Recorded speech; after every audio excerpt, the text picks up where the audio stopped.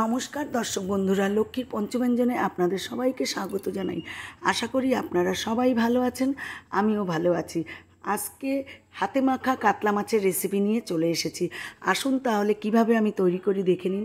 এখানে কিছুটা পেঁয়াজ, আদা, কাঁচা লঙ্কা আমি একটু পেস্ট করে নেব।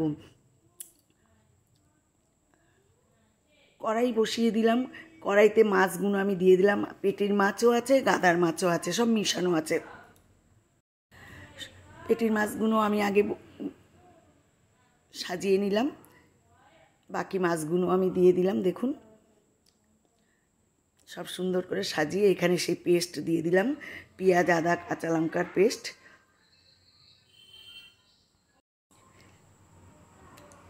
একটা অনুরোধ, ভিডিওটা টেনে দেখবেন না, পুরো ভিডিওটা দেখবেন। এখানে ধনের গুঁড়ো একটু দিয়ে দিলাম,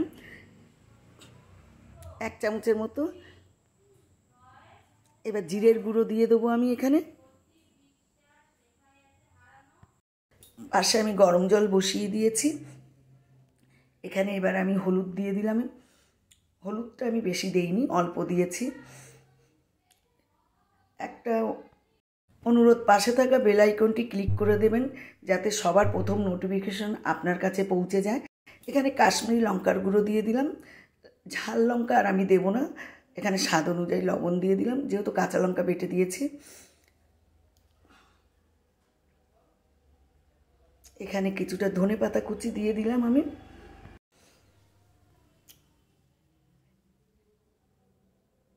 বেশ কিছুটা ধনেপাতা কুচি আমি দিয়ে দিয়েছি এখানে। দেখুন অসাধারণ স্বাদ হয়, জাস্ট গরম ভাতে একদম জমে যাবে। এখানে আমি 1 গ্লাস তেল দিয়ে দিলাম, সরষের তেল। তেলটা একটু বেশি দিতেই হবে, নাহলে এর স্বাদটা দুর্দান্ত আসবে না।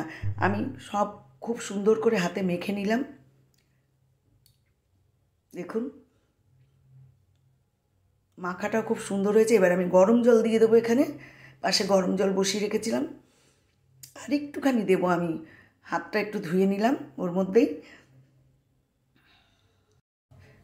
আর সামান্য জল দেবো, দিয়ে একবারে বসিয়ে দেবো। আমি বসিয়ে দিলাম, এবার একটু ঢেকে দেবো। দেখুন আপনারা এইভাবে বাড়িতে অতিথি আসলে তৈরি করবেন, নিজেরা খাবেন, সকলকে খাওয়াবেন। চটজলদি রান্না হয়ে যায় ঘরে থাকা উপকরণ দিয়ে। দেখুন, আর খেতেও দারুণ টেস্ট হয়। আগুন আগুন ভাতে জাস্ট জমে যাবে, আর কিছু লাগে না, 1 থালা ভাত খাওয়া হয়ে যাবে। আমি সব উল্টে পাল্টে দিচ্ছি একটু। দেখুন এবার আমি আঁচ একটু কমিয়ে দেবো, একটু কম আঁচ দিয়ে রান্নাটা করব। এবার প্রথমে আমি আঁচটা একটু বাড়িয়ে দিয়েছিলাম, এবার কমিয়ে দিলাম আঁচটা। রান্নাটা যখন হয়ে যাবে তখন আপনারাই বুঝতে পারবেন। এখানে আমি 3টে কাঁচা লঙ্কা দিয়ে দিলাম। দারুণ একটা গন্ধ বেরিয়েছে। দেখুন আস্তে আস্তে তেল ভাসছে খুন্তির নিচ দিয়ে। দেখুন আস্তে আস্তে রান্নাটাও হয়ে আসছে, আর তেলও ভেসে আসছে উপরে। এখনও আমার 2টো জিনিস দেওয়া বাকি আছে।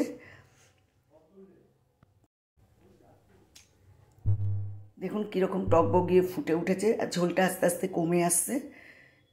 দেখুন দেখতেও বেশ কালারটা সুন্দর হচ্ছে আস্তে আস্তে। এখানে হয়ে গেছে। আমি ঘি আর গরম মশলার গুঁড়ো দিয়ে দিয়েছি, সামান্য মিষ্টি দিয়েছি, এটা দেখানো হয়নি, সার্ভ করে দিলাম। দেখুন কালার কি সুন্দর এসছে, অসাধারণ একটা গন্ধ বেরিয়ে গেছে।